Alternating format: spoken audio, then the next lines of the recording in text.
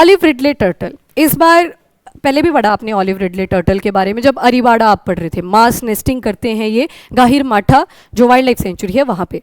अच्छा, एक national park आएगा बीच में, कभी वाइल्ड लाइफ सेंचुरी आएगा, डिफरेंस क्या है दोनों में? ज़्यादा स्ट्रिक्ट गाइडलाइन कहाँ पे मिलेगी? नेशनल पार्क में, ठीक है। नेशनल पार्क के अंदर फ्लोरा एंड फौना दोनों पे फोकस करते हैं, वाइल्ड लाइफ में वाइल्ड लाइफ सेंचुरी ज़्यादा जो मेन प्रायोरिटी दी जाती है वो फौना को दी जाती है, यानी कि एनिमल्स को दी जाती है। स्ट्रिक्ट रूल्स आपको नेशनल पार्क में ज़्यादा मिलेंगे if compare to wildlife sanctuary. आपकी एंट्री बंद करवा दी जाती है, पर हाँ रेगुलेशन आपके ऊपर रखी जाएगी, वो भी स्ट्रिक्ट ही रहती है। वाइल्ड लाइफ में अगेन वो थोड़ा सा लीनियंट हो जाता है। तो ये दोनों टर्म्स यहाँ पे यूज़ करी जाएंगी। अब जब ऑलिव रिडले टर्टल की बात कर रहे हैं तो यहाँ पे एक आइलैंड न्यूज़ में आया, दैट इज़ होप आइलैंड। ये होप आइलैंड कहाँ पे है? तो आंसर इज़ आंध्र प्रदेश। वहाँ पे भी ककीनाडा रीजन में है और बे बनती है, एक छोटी सी पानी की खाड़ी बनती है, वहाँ पे ये लोकेटेड है। अब कंजर्वेशन एफर्ट डालने हैं। पहले आपने गाहिर माठा पढ़ा था कि वहाँ पे नेचुरली ये कंजर्व हो रहे हैं, बहुत सारे टर्टल्स एक साथ आते हैं और मास नेस्टिंग करते हैं, जिसको क्या बोला था? अरीवाड़ा। अभी ये कंजर्वेशन से रिलेटेड बोला कि एक ही लोकेशन पे इनकी कंजर्वेशन करनी है। यहाँ पे भी एग लेइंग होती है। आपने देखा था कि जब आंध्र प्रदेश की कोस्ट बनाई थी तो मल्टीपल एरियाज थे जहाँ पे ये मास नेस्टिंग करने के लिए आते हैं। तो अब होप आइलैंड का भी बोला, और इसे वाइल्ड लाइफ मैनेजमेंट अथॉरिटी और Coringa wild life sanctuary manage करती हैं, दोनों मिलके इसको जो होप आइलैंड वाला एरिया है उसे देखती हैं। होप आइलैंड काफ़ी सेफ माना जाता है नेस्टिंग ग्राउंड की फॉर्म में for the olive ridley turtles Andhra Pradesh के अंदर, जहाँ पे एग्स को प्रोटेक्ट करा जा सकता है इन सीटू कंजर्वेशन में। इन सीटू आ गया मतलब वहीं पे जहाँ पे उनका नेचुरल हैबिटेट था। एक्स सीटू आ जाए तो जैसे जू होता है, वो एक्स सीटू का एग्जाम्पल आता है ना, आपने टाइगर को उठाया बंगाल से और एक जू में ले गया आप, वो किसी भी स्टेट में हो सकता है। चलो जी, इन सीटू कंजर्वेशन मेथड की हम बात कर रहे थे। इन सीटू मतलब जो उनका नेचुरल हैबिटेट है वहीं पे कंजर्वेशन एफर्ट डाल देना। एक्स सीटू में क्या करते हो आप कि जैसे बंगाल टाइगर की बात कर रहे थे, आपने उसको छतबीर जू ले आए, तो मतलब उसका वो नेचुरल हैबिटेट नहीं है। कहाँ पे ये प्लेन एरिया, कहाँ पे वो जंगल वाला एरिया था, यहाँ पे ग्रास लैंड आपको ज़्यादा मिलेगा, पर आप उसको उठा के ले आए, वो एक्स सीटू कंजर्वेशन में काउंट करा जाएगा, मतलब external natural environment. In situ वहीं पे जहाँ पे वो रहता था। तो होप आइलैंड भी एक इन सीटू कंजर्वेशन की तरह ही एक्ट करेगा, इस वजह से यही लोकेशन चेक करी गई। इसके अलावा ये सारा रीजन जो आंध्र प्रदेश की साइड में आता है, यहाँ पे मास नेस्टिंग करी जाती है इन टर्टल्स के थ्रू, जो अरीवाड़ा आप बोलते हो, मास नेस्टिंग। इसके अलावा ओलिविया की जब भी बात होगी तो लैपिडोसेचिलिस ओलिवेसी क्लास इसकी रेप्टिलिया आ जाएगी, फैमिली चैलोनिडे आ जाती है। कंजर्वेशन इनिशिएटिव आपको याद होगा, ऑपरेशन ओलिविया चलाया था उड़ीसा ने, ताकि टर्टल्स को प्रोटेक्ट करके रखा जा सके। टर्टल एक्सक्लूडर डिवाइसेस लगाए कि जब ट्रॉलर डाला जाता है फिशिंग करने के लिए, मछलियाँ पकड़ने के लिए, तो कई बार उसमें टर्टल वगैरह भी आ जाते थे। और जब ब्रीडिंग सीजन इनका आता है तो उस टाइम पे तो टर्टल की पॉपुलेशन ज़्यादा हो जाती है कई बार, तो मछलियों की जगह पे ज़्यादातर टर्टल्स आ जाया करते थे। तो इनको बोला गया कि टेक्नोलॉजी का थोड़ा सा यूज़ करें और टर्टल एक्सक्लूडर डिवाइसेस लगाएं कि जब आप मछलियां पकड़ें तो टर्टल को खुद ही एलिमिनेट कर दें और आप सिर्फ फिशिंग पे फोकस करें। और इवन टैगिंग भी करी जा रही है ताकि ट्रैक भी करा जा सके कि ये टर्टल कहाँ कहाँ पे मूव करते हैं। वो छोटा सा चिप होता है इनके बॉडी के ऊपर अटैच कर दिया जाता है, और ताकि ऑलिव रिडलेट्स को और ज़्यादा प्रोटेक्शन प्रोवाइड करी जा सके। एंड स्पोरेडिक नेस्टिंग का क्या मतलब था? थोड़े थोड़े एरियाज में नेस्टिंग करी जाएगी। और मास नेस्टिंग का मतलब जैसे ये रेड कलर शो करा हुआ है जो कि आपका गाहिर माठा वाला एरिया है, ये क्या रिप्रेजेंट कर रहा है कि एक ही जगह पे बहुत ज़्यादा नेस्टिंग करी है। अराउंड 6000 फीमेल टर्टल्स यहाँ पे आएंगी और नेस्टिंग करेंगी। स्पोरेडिक मतलब थोड़े थोड़े ग्रुप्स में आएंगी कि मैं यहाँ पे कर लेती हूँ, मैं यहाँ पे कर लेती हूँ, ऐसी वाली situation, that is sporadic in nature. And sites में ये भी अपेंडिक्स 1 IUCN रेड लिस्ट के अंदर ये वल्नरेबल है।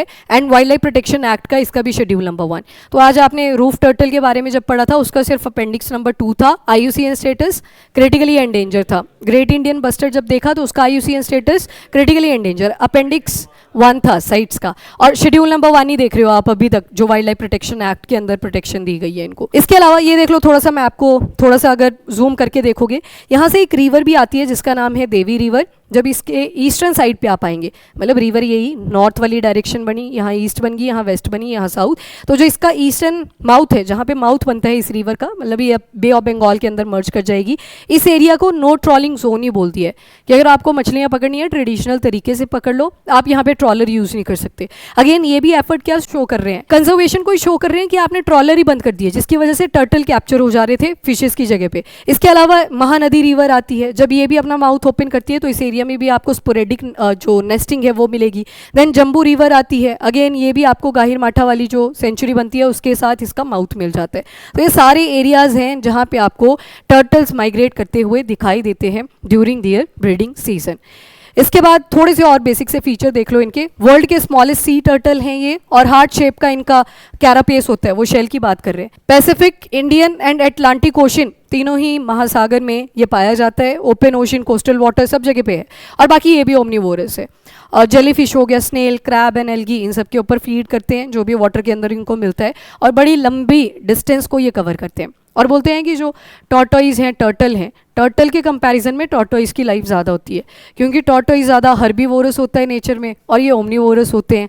प्लस जो टॉर्टोइज है वो स्लो ईटर होते हैं इफ़ कंपेयर टू टर्टल।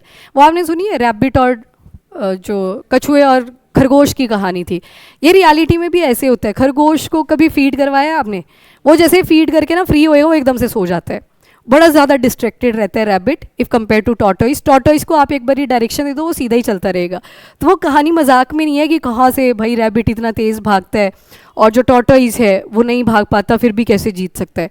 तो इसको प्रैक्टिकली जब किया गया है तो रैबिट एक्चुअल में बहुत ज़्यादा डिस्ट्रैक्टेड रहता है। साइड में आप खड़े हो जाओ, वो आप लोगों को ही देखता रह जाएगा, वो भागेगा ही नहीं, आप धक्का मारते रहो उसको। तो वो एक्चुअल में वैसे ही होता था, तभी वो स्टोरीज भी बनाई गई हैं। मास नेस्टिंग अब आपको पता है अरीबाड़ा, और यहाँ पे फ्रेश वाटर रिवर मीट कर रही थी सैलीन वाटर के साथ, कंडीशन बोलेगी एस्चुरीज। यहाँ पे आपको यूनिक फ्लोरा एंड फौना भी मिलता है, तो एस्चुरीज बनती हैं। और अगर अपने साथ ये बहुत ज़्यादा सैंड लेके आती तो यहाँ पे डेल्टा बनता, तो सेडिमेंट एक डिफरेंस क्रिएट करता है। जैसे इस वाले एरिया में क्या बनता है, डेल्टा, सुंदरबंस, क्योंकि यहाँ पे जो फ्रेश वाटर की रिवर्स आती हैं वो अपने साथ बहुत सारे सेडिमेंट लेके आती हैं। पर जब आप वेस्टर्न वाली साइड पे देखते हो यहाँ पे ज़्यादा क्या बनती हैं, एस्चुरीज। मतलब यहाँ पे जो रिवर्स आ रही हैं एक तो ज़्यादा लंबी नहीं है, पहला तो यही फ़र्क यहाँ पे डाल देता है। ऊपर से ज़्यादा हाइट से नहीं आती, जैसे आपकी गंगा, ब्रह्मपुत्र, इंडस रिवर आती है, उतना बड़ा नहीं है। और इंडस रिवर तो आपकी थ्रू आउट हाइट पे ही रहती है, तो सेडिमेंट नहीं लेके आती।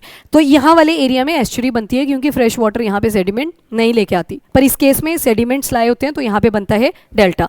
डेल्टा क्यों बना? क्योंकि वो सेडिमेंट एक जगह पे सारा डिपॉजिट कर दिया, वो पत्थर, सीमेंट जो भी आया था एक ही जगह पे डिपॉजिट हो जाता है, तो ये एस्चुरी बनती है यहाँ पे।